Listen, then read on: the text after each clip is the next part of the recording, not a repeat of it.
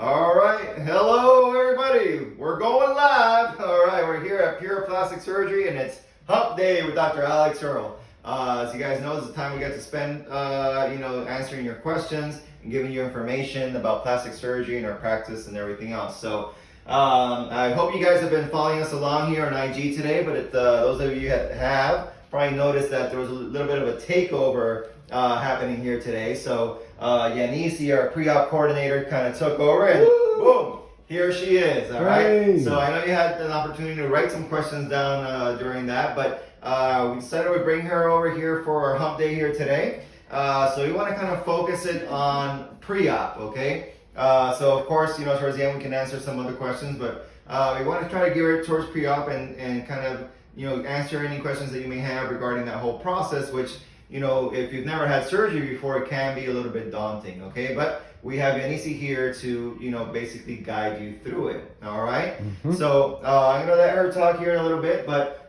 this is kind of just a little bit of a breakdown, an overview of how things are going to go, because some people do get very, very anxious, because we are booked out so far out, we're booked out 6 months, and they're like, I haven't heard anything, what's going on? And honestly, you're not really going to hear from Yanisi very, very much until you're about 40 days before surgery, okay? So if your surgery's out, 4 months, 5 months, 6 months, don't worry, okay? Don't get scared. We know about you. We haven't abandoned you. I know you. Exactly.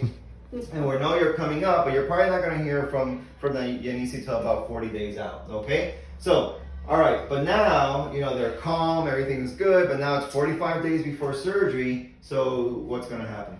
All right, so once we hit to that 45-day markish, you're going to start getting your lab orders from me or Betty, my assistant, okay? So that's when you start your labs. And then your pre-op over the phone call, very important.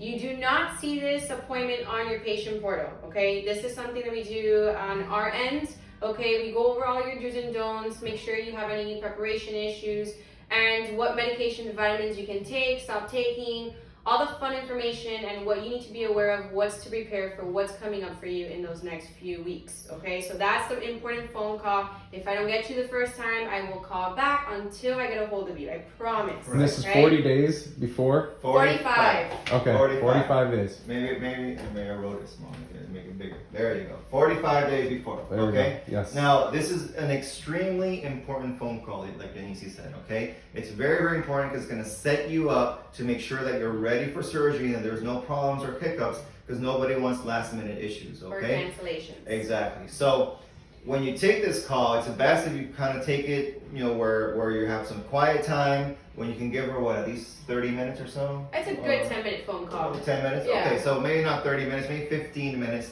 But make sure that you're kind of like in a kind of a calm environment. You may even want to have it, maybe like, even though we're going to send stuff to you, but maybe you may want to write a few things down, even though, yes, you will send everything in writing following up that phone call.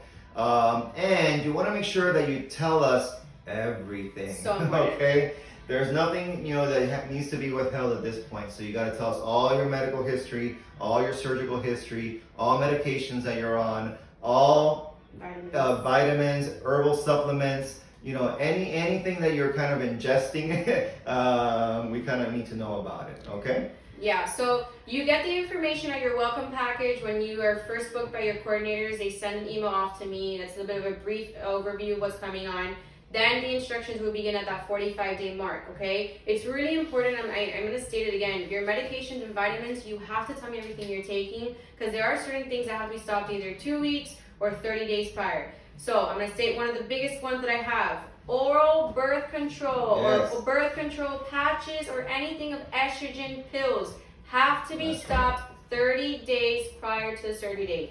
Very important. So you guys cannot forget to tell me, hey, I'm on birth control. I need to know, okay? So what if there's a medication that you don't know about? How do you know if that's okay for them to take prior to surgery? How do you learn about it? Knowledge. Okay. I mean, but you have, I'm not sure what the question means, but we have to know about it. Yeah. You have to tell us. Okay? Once you tell me, I know what the protocol is. So if you don't, if you forget information or don't tell us information, we find out about it, and it's only, say, 2 weeks till surgery, we may have to cancel surgery or postpone surgery, and that, that's a huge problem. So one of the most common things is birth control, like Yanisi just mentioned.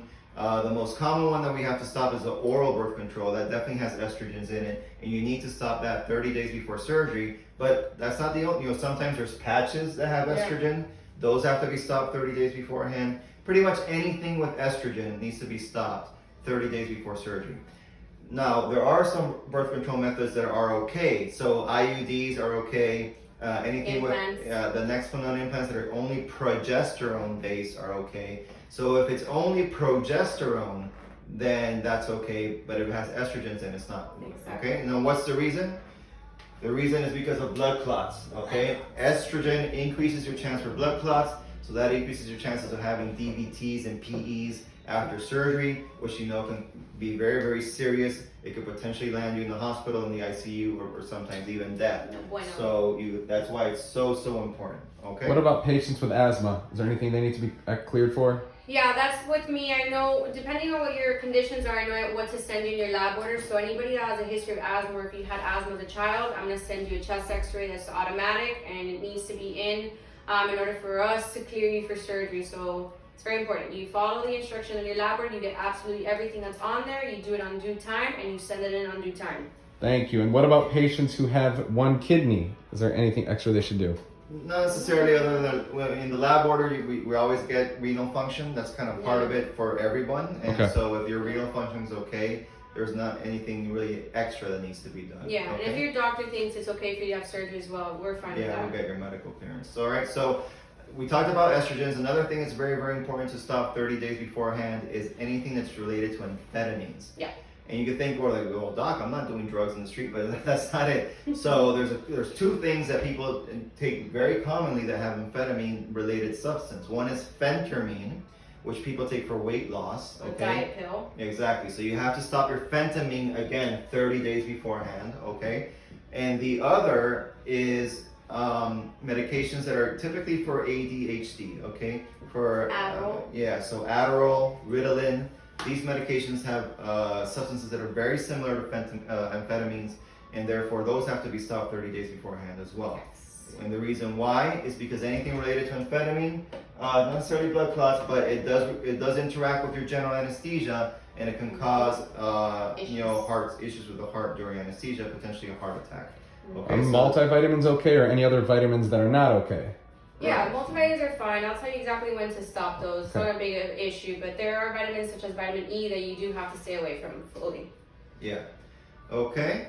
Actually, I do want to say something else. Nicotine is really important, okay, guys? So, I mean, some of you guys might say I'm not a cigarette smoker, but hookah and vaping, that is part of nicotine, so that does have to also stop 30 days prior, especially for my fat transfer patients. That can decrease your levels of fat for surviving, and for my tummy tuck or breast patients, you can have issues with the scarring. So it's really important, okay, that you let me know that, and you're aware 30 days, no nicotine. What if somebody gets secondhand smoke? Have you ever had to cancel surgery based on secondhand smoke? So it's not really secondhand smoke, it's more the ingestion, you physically doing it into your body. That's really the concern, okay? Right, but if it's in your system, it's in your system. Yeah. So you are going to get a nicotine test when you're here on your pre-op day, the day before surgery, and if that's positive, then for surgery, especially the bigger surgeries, so BBL, tummy tucks, mommy makeovers, breast lifts, that's going to equal a cancellation, because that needs to be out of your system. So if you live with a cigarette smoker, you'd say it's best to just stay away from them as much as possible. Okay. Yes, as you can. We would definitely recommend that. And remember, like she said, it's not just cigarettes, but hookah. Sometimes even those patients that smoke marijuana, even though marijuana in and of itself is okay, and THC is okay, and CBD is actually okay too. Sometimes, the way that people wrap their marijuana or the filters that they use or whatnot has nicotine in it, and then that becomes a problem. Yeah. Okay? Vaping as well. Vape has nicotine in it. So you got to make sure that if you're going to do that, there's some that have zero nicotine, and you want to make sure that that's correct on the label. But again, nicotine needs to be negative. Yeah, and if you feel concerned, you can do at-home nicotine tests. They sell them at CVS, Walgreens, even on Amazon. Buy ahead of time, check it out, and see how it goes, so you have at least a knowledge of, where you're at. I'm not sure if you addressed this a minute ago, but what about IUDs? IUDs are fine. Those are acceptable, so no issues. SSRI. So SSRIs are for the most part okay too. You do have to let us know though, because it does knowledge change in a little bit of what medications we feel comfortable giving you. So let me just give a concrete example.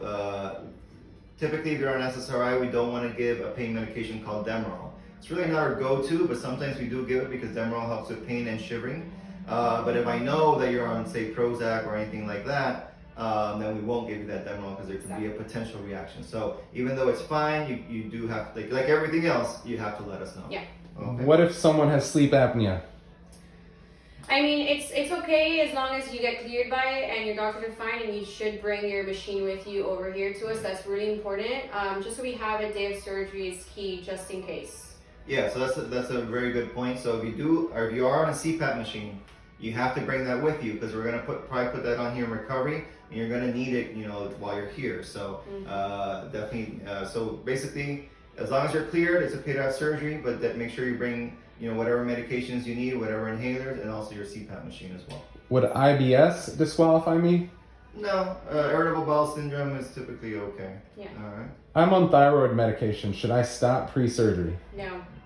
Any type of conditions, like if you have high blood pressure or thyroid issues, you should always continue taking your medications so they're controlled for surgery. That is key. So again, tell me about those things. There's going to be certain labs for thyroid issues that I have to send you to do as well. And I'll tell you, always take your medication. Even day of surgery, I'll tell you, hey, take your medication before you come to surgery with a small sip of water.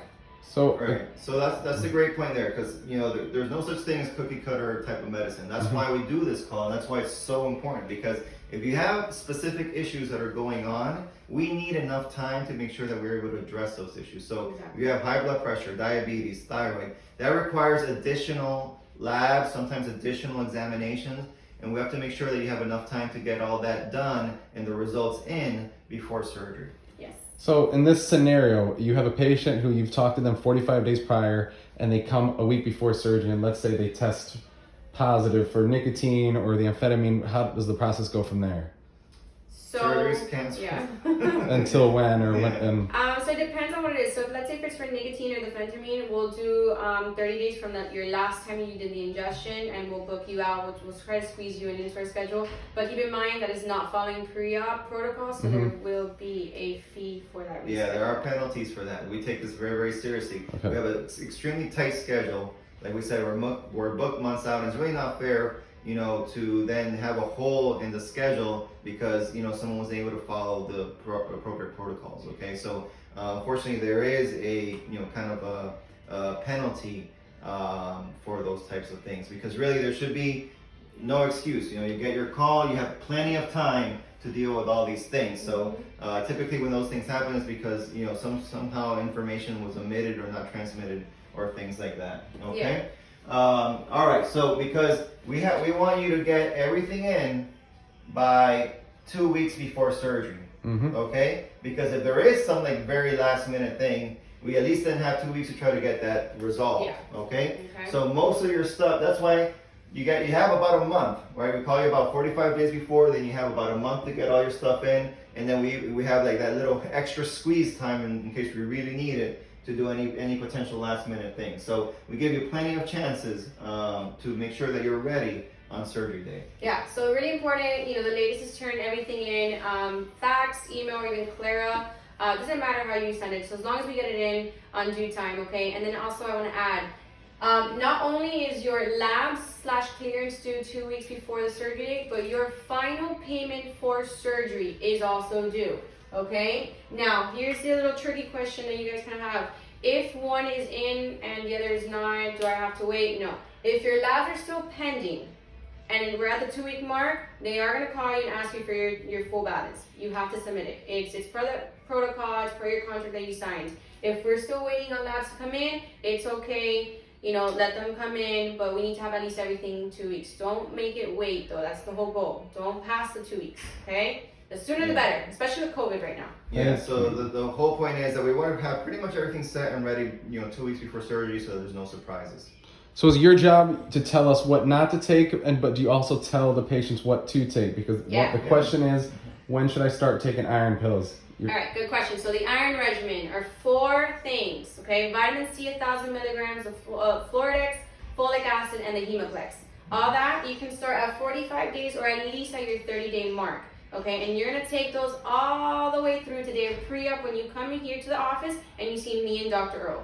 Okay, so you're gonna be taking those for preparation, and then that's gonna help with your labs as well. Okay.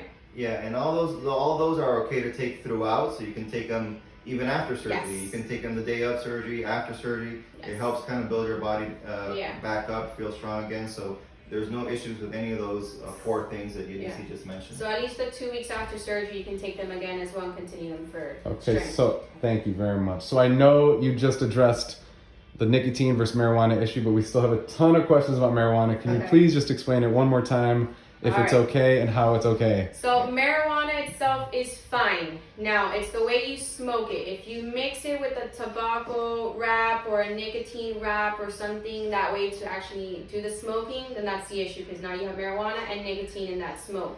Okay? Smoke the marijuana by itself. Throw the nicotine out completely. Okay? And then you'll be safe. Exactly. So if you do your drug test and your THC is positive, that's not a problem. Fine. But if you do your nicotine test and that's positive, then that's a problem. Doesn't matter how it got there. If it's there, if it's in your system, then that's a problem. Just so you rephrase, remember nicotine, your blood vessels are this big, it will restrict them, and then obviously less blood flow and oxygen to the area for healing purposes. So it's really important, okay? Thank you very much. Great questions and great answers. What blood pressure number is considered too high, and would that cancel your surgery? Right, so for blood pressure needs to be controlled, okay? And so there's 2 numbers to the blood pressure, right? The systolic and the diastolic. So with the systolic, we tolerate a fair range, okay? But if it's getting into the 170s or higher, then we start to worry.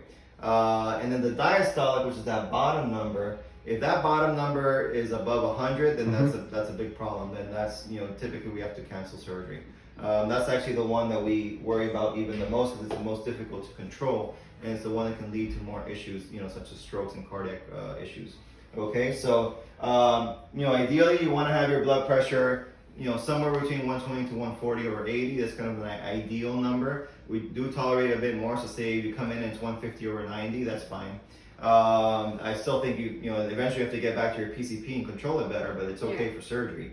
But if you come here and it's 170 over 110, that's a no-go. Okay, so we want to make sure it's well controlled. And that's why you do your labs. Your PCP should see this ahead of time, and they should be able to control it ahead of time. So this is part of your labs. You're getting a physical as well with your doctor's office. So it's really important that all this, and they check you out, and you're good. Yeah. Right? So that's a good point. We haven't mentioned it up until now, but part of your clearance involves actually a clearance letter from your PCP. Okay, so that's actually, everyone has to do that, no matter how young and healthy and fit you are.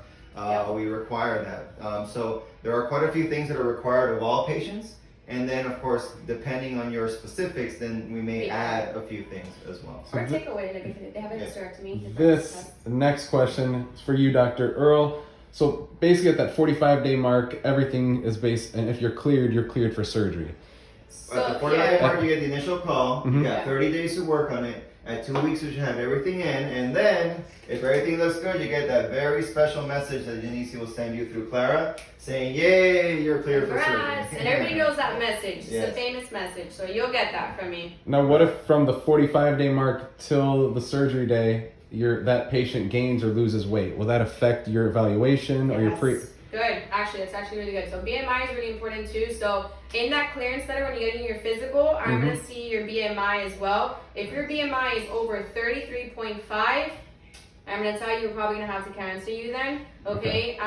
By the time that you get here physically, you have to be at the BMI limit. I will weigh you and I will check your BMI before I bring Dr. Earle in. Have you ever had a situation where a patient came in underweight or anything is possible. We're in the medical field for that reason. So I mean, underweight is typically not as usual. What's more usual is overweight. So yeah, if you do come in and we do your BMI here and it's above that 33.5, then we're gonna have to postpone as well. And I mean, you guys can always check this out too, okay? So if you guys Google the BMI calculator, all you have to put in is your height and your current weight at the moment. and it will do the math for you, and it's going to tell you your BMI. Check it out. If it's more than 33.5, then you have some time ahead of time to be like, okay, I'm going to get on a diet, start working out, bring it down. If you're under it, then just be aware that you can't go any higher by the time you come to surgery. You're just going to have consciousness of it. So you guys have the knowledge and you guys have the tools to do it. Check it out ahead of time, and you can also figure that out with your PCP, okay? Thank you very much. Do you recommend a vitamin infusion the day before surgery if somebody wants fluids or anything to help them in the recovery? So not a vitamin infusion before surgery, because I don't know exactly what's going to be in that. Okay. And there's some vitamins that you shouldn't be doing right the day before surgery. I mean, if you want to do it a week before surgery, that's okay. Yeah. But you do want to be, you don't want to be dehydrated coming into surgery. So that's the flip side to that. So you do want to be drinking lots of fluids. You know, after surgery, you definitely have to drink 1 to 2 gallons of fluid a day. If you want to start that beforehand, even better. Yeah. That way you're tanked up. Okay, you're not kind of starting off already behind.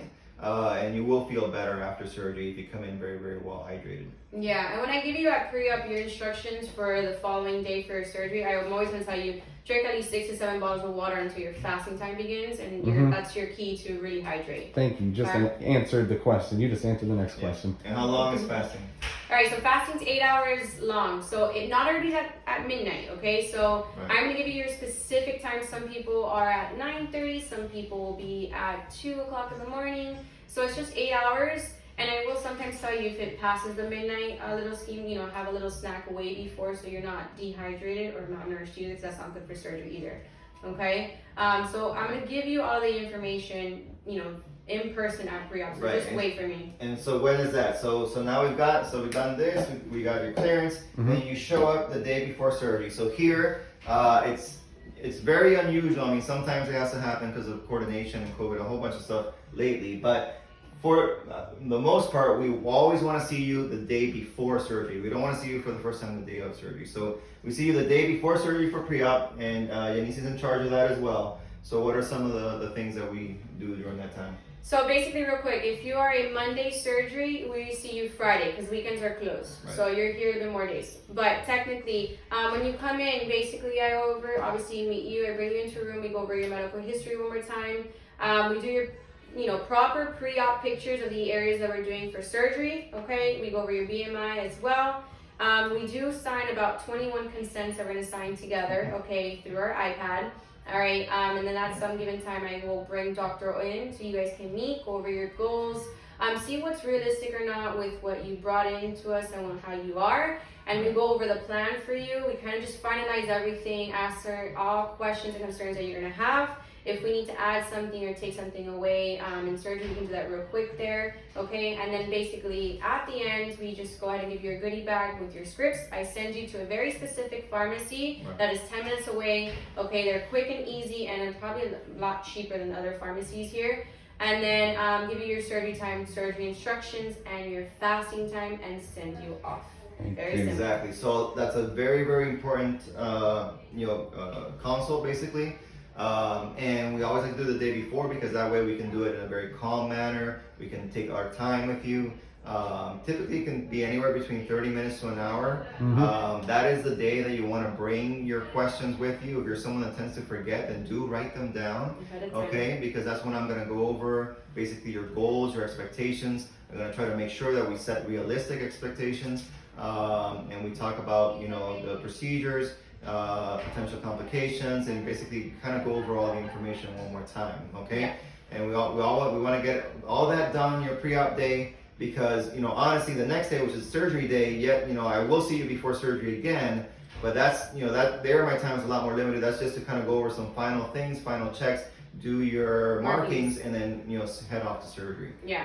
And the other thing to go over is basically at pre-op, if you create your vision board or any boards, bring that at pre-op with you. We'll, open it up, look at you, look at those, and just go off of that. And we will ask you to bring that in day of surgery as well, so Dr. Earle can take it with him in OR. And obviously, while he's working on you, review your pictures as well, okay? Exactly. Earlier you talked about vitamins for hemoglobin levels. What if the patient already has adequate hemoglobin levels? Do they still need to take those vitamins? Yeah, I would recommend it because still, I mean, let's say for example, a BBL or lipo case, you still lose a lot of blood during surgery, so it's going to benefit you for your recovery process, even though you have the cell saver. And we do, no matter what, highly recommend the iron regimen after surgery. Remember, you guys are here for 5 days, okay, and then you tend to fly back home, so a lot of that is stress in the body, so you want your levels to be up as high so you can be strong enough to travel and get back home and start, a recovery process nice and good. Right, so for the most part, I say, do it anyways. If your hemo levels, 12, 13, that's okay. So unless for some particular reason, and this is very unusual, especially in women, it's like 16, then no, okay. If it's 16, you don't. Yeah. Actually, if it's 16, you're probably dehydrated, and what you need is to really, really tank up. Yeah. So if it's something like that high, then yeah, of course, we'll consider it. Like I said, there's nothing cookie cutter here. But most women are actually kind of in the 11, which is the absolute minimum that we'll do for something like a BBL. So they're somewhere between like 11 and 13, and for that it's still okay to start all these supplementations. And just another note, for a lot of my women who still have their menstrual, try to not do your labs while you're off your menstrual or starting your menstrual or during your menstrual, because it's going to drop your levels a lot, and then let's say if it's under 11, that could be an issue for surgical clearance, and then you might have to like redo your blood work again, and it's too much. So try to space it out a bit, okay? Thank you very much. So you do a great job helping us get ready for surgery and telling us what to take. Yep. Who advises what to take after surgery? What are some post-op vitamins that are recommended? So same thing. So your medications that we give you here at pre-op and the iron regimen, you continue, and then there's certain vitamins that you take naturally on the normal day-to-day that will tell you when you can start taking them again. Yeah. The one thing that we don't have available here right now, but it is something that we're thinking about and perhaps instituting here by next year, is some kind of IV therapy for after surgery. So I do think it is helpful, to get some additional IV fluids with, certain vitamins and things like that to help you with your recovery. There are some services here in the area that'll do that, and then hopefully, sometime next year, perhaps we'll be able to provide that as well for our patients. Yeah. I'm not sure what this means. You guys probably do. Can CF pre-op be taken the day before surgery? CF pre-op is, I think that's one of the drinks. Yeah. So I'm not exactly sure if it is, but we get this question a lot. There's a drink out there that they say you can take to help with your hydration before surgery, and that the bottle says that you can take it 2 hours before surgery. So I'm okay with you taking it, at the appropriate time, but I don't want you to be taking anything until, within 8 hours of surgery. Even these drinks that say that it's okay to take it 2 hours before. So I want that stomach to be completely empty. What's the reason? So I guess, people are, why 8 hours? So the reason is because it takes about that long to completely empty the contents of your stomach, okay? Which makes the risk of having an issue when you're getting intubated much, much less. What we worry about is called aspiration. Aspiration is when the contents of the stomach come up, and then as you're trying to get intubated, they go into the lung, right? There's basically two tubes there, right? Your esophagus and your trachea, okay? You don't want food stuff in your trachea. That's very, very bad, okay? Aspiration can lead to pneumonia and hospitalization. So that's the reasoning. So now you understand why and why it's so important. So 8 hours before, no eating, no drinking. Okay, great. Simple. So we go through the whole process. Now we're at the day of surgery. How long after we arrive on surgery day is the surgery? Because waiting is so nerve-wracking. Yeah. I mean, it's pretty quick. So as soon as you get in here, we are like alerted immediately. We have your room prepped up, and we'll bring you in. And we have a few more things to do together. And then obviously Dr. Earle will come in once more, do your markings. Once that's done, anesthesia will come in. They will introduce you guys each other to anesthesia. They'll go over the little workup with you, a few things that they have to ask, and then once the OR room is ready for you and we're aware, we'll bring you in. So it's pretty quick, okay? It's not like 2 hours waiting in a room, naked, marked up, and an IV in. No. Yeah. It's fairly quick, okay? That would be extremely unusual. We do try to streamline things so that you're not waiting too long. We try to make sure that the hours kind of fit the day. That's why it is difficult to, sometimes patients want to add things kind of last minute.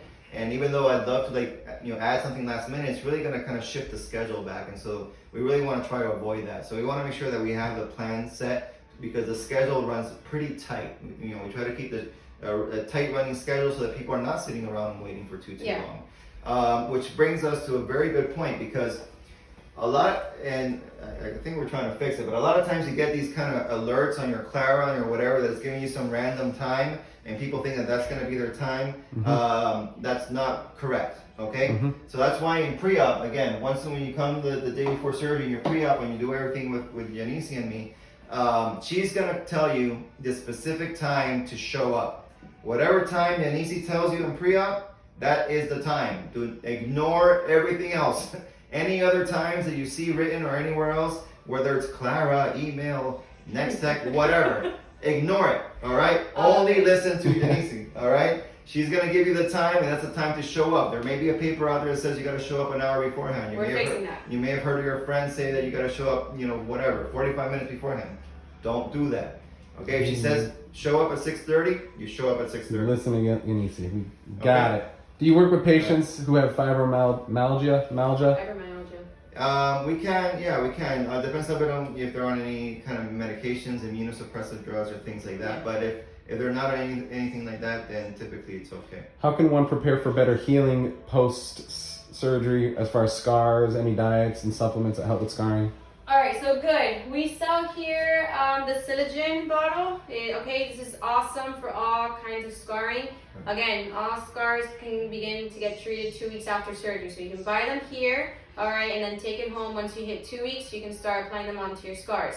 Now remember, scars have about a year for you to take care of them. Okay, so that entire year we expect that you obviously do scar treatments so you can get the best scar at the end. Okay, and then, for my girls who go to the beach a lot, you want to make sure you put a lot of sunblock on the scars within that year so they don't get like dark. Okay, so this is your friend, and we sell it here. All right, so I know we've gone through a lot, but there's one thing that we want to kind of get into, because when all this started, we probably felt maybe by now we wouldn't have to be talking about this, but unfortunately, as everybody knows, we do have to continue to talk about it, because COVID is not gone. It's still around. The vaccines, although hopefully in the near future, they're not quite out just yet. So we still have all of our COVID protocols in play. We're very, very proud of it. They've done really, really well. We haven't had any issues in terms of our patients with it. And so we just want to kind of give an overview of that, because it continues to be very, very important. It's basically the new reality to this day. Yeah. So starting off with that, COVID test results for everybody has to be done 5 days prior to your surgery date. Okay, so surgery day is not counted, it's the 5 days before. All right. Now there are a lot of locations that are closed on weekends. So if your date lands on the weekend, I'll give you an extension. Okay, because the whole point is to get those results in. All right. Now, once you do your test, you have to quarantine. That's the whole important part, is if you're negative, to stay negative, right? By the time that you get here. Okay. Now, the test that we accept is the one that goes up your nose, and they have to dangle up there by the brain and bring it back out, okay? We do not accept the ones of blood. That's unacceptable, and we'll deny it, okay? So the test that goes up your nose, 5 days prior. You can do it in your city. You don't have to come down to Miami 5 days prior. If you're coming ahead of time, let's say you're not from the United States, like my UK patients, and you come here, then I'll set you up at a place here. Okay. If you're still interested in coming down 5 days prior and doing it in Miami, I can still set you that up as well for $100 to do the test, and we can get the results. Okay. Now, the test results have to be sent in to me by day of pre-op. Okay. So day of pre-op is the latest in the morning. Why in the morning? Because pre-ops for me start in the afternoon, starting at 12. So I need it before 12. Now, you guys all have your pre-op appointments set on your patient portal, and it has a time. That was before COVID, okay? The new protocol is I need the test results, the proper test, the PCR nose test that states negative, and that is when I'm going to tell you what time to come in exactly for pre-op. So it's kind of like a first come, first serve. If I get someone first, I start putting them at 12. Once I get a second one, I put it at 1. The next one I come in and put it at 2. So your time is always going to change, okay? So wait till, again, me and my team verbally tell you exactly what time you can come in, because it's really important that you understand I cannot let you in this office unless you have a COVID PCR test that states negative, okay? And that's the only way of moving forward. Now, if we don't give it on time, then we tend to push your pre-op to the same day of surgery to give it one more day to see if we can get it in. All right, so don't freak out. Okay, I have a plan B and a plan C and a plan D for all of you guys, I promise. Just communicate with me and I'm gonna communicate back with you as well, okay? Now, another thing to go over regarding that, it's really important that you guys are aware it has to be the PCR test, okay? It's really important. And again, as we get closer, does pre-op over the phone call, we do a 45-day mark, I tell you exactly what day needs to be on, that you do the test.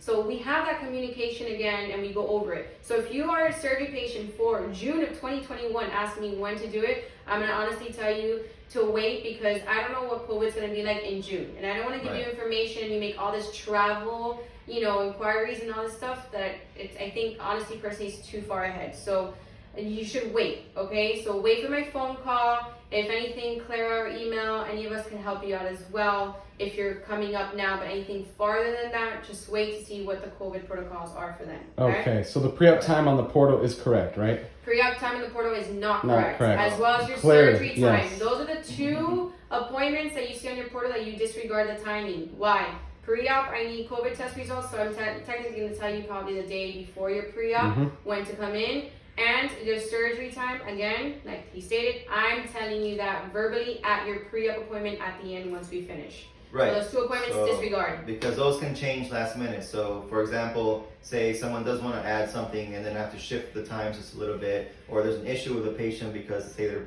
PCR test didn't come in, so we may have to move them back. So that's why even though these kind of automatic portals and messages come up, they're not going to be accurate because we really finalize everything the day before surgery and your pre-op. Okay, thank you. All right. Okay, and remember, anything of like your post-op appointments with us, those are always going to be confirmed with the front desk receptionist the day before.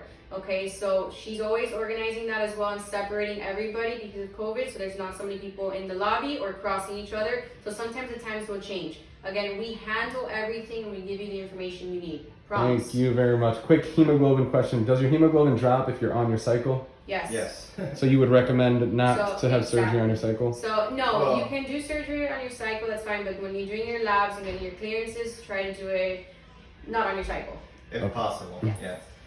All right, so we just kind of talked about the COVID as it relates to pre-op, okay? So again, you're not going to hear a lot from Yanisi until 45 days before, okay? That's going to be kind of the most accurate timing for everything. She's going to go over COVID protocols as well as everything else we just talked about, okay? So if there are any kind of changes as the situation continues to evolve, then you'll get kind of the latest updates by then, all right? Now this is just in terms of what we're doing in terms of pre-op. Of course, we have everything else still in play in the clinic, meaning we're separating out appointments. There's never, there's very, very few people in the lobby at any one time. Everyone's separated out over 6 feet. We still have to require everyone to use a face mask. All the patients use a face mask at all times.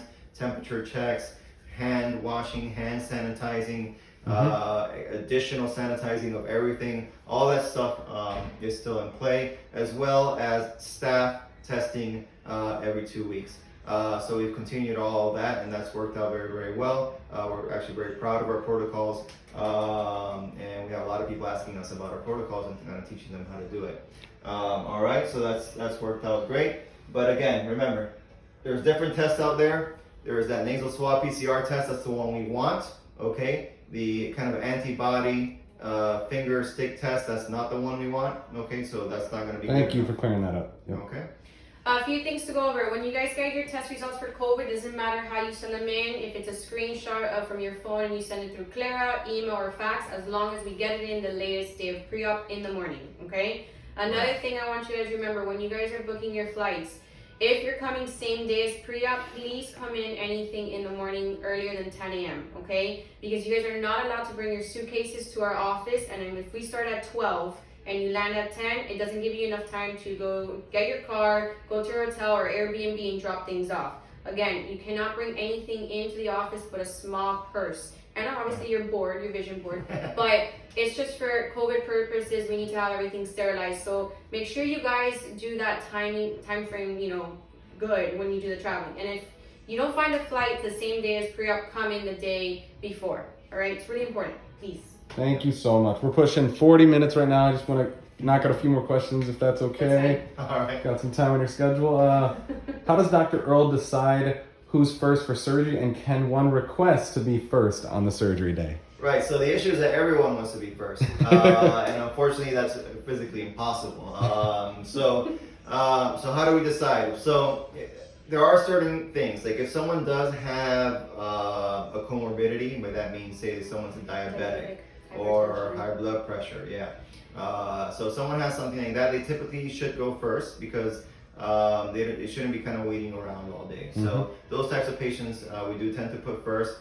And then also it depends a little bit on the surgeries. Like for example, for the most part, if I have a bigger surgery, like say a trifecta. The trifecta is what we call the mind makeover plus arm lift. That's typically a surgery that'll be the first one of the day because it's a bit more lengthy, more intense, and things like that. So there's a few variables there. If it's the day where there's no one with comorbidities, there's no like huge case or anything like that, then it's you requested and nobody else requested it, then we'll try to accommodate you. I mean, we try to do everything that we can, but just keep in mind, there are rules we gotta do. Pretty much everyone wants to go first, and so if you do 4 or 5 cases in a day, that's obviously physically impossible. Someone's gonna have to go first, and someone's gonna have to go fifth. Thank you very much. So if a patient does their COVID test at home and now they fly in, can they do that, or they have to do it once they get to Miami? No, you could do your COVID test in your city, and then once you do it, stay quarantined. Obviously, when you go through your flight, really gear up. And that's why I asked you, when you come in on day of pre-op and you kind of come in and fly and land in Miami, kind of change and then come would be awesome because you're getting all the germs from the flight. Yeah. So of course, mask wearing all the time, 100% of the time. I mean, they force you to do that in the flights nowadays as well, but that's what you want to do. And then of course, once you come in, like you said, we're gonna check your temperature. We're gonna make sure you sanitize your hands. We can make sure you have your mask on, and all these things. One thing I was gonna mention real quick was, even though it is okay to send screenshots or everything like that, we gotta make sure that in that screenshot, your name's on there. Yeah, we have your full name, the date that the test was taken, and of course the result. So those 3 things all have to be in the screenshot. So it's multiple screenshots probably, but that's fine. Just send it all to us. So we don't cut anything off. We need all that information. And that's the same for labs. Don't cut anything off. And the type of test. Everything. So type of test. So full name, type of test, time it was taken, and the results. Okay. Thank you very much. That was very concise, and I think we answered a lot of questions. All right. Anything else? Okay. All right, everybody. Well, I hope this was extremely helpful. It's always nice to also put a face to the name. And like I said, you won't hear much from Yanisi until 45 days, but after that, you're gonna hear from her a lot. Okay. Oh yeah. All right, and so I think everything seems pretty clear. Okay. Yep. Any questions or concerns? Email me, clear me, or call. Betty's also around, so we're there for you no matter what. Okay. Exactly. Thank you very much. Okay, everybody. Well, I hope you enjoyed this, and I want everyone to go ahead and join us next week. All right, on Hump Day with Dr. Alex Earle. Take care. Bye.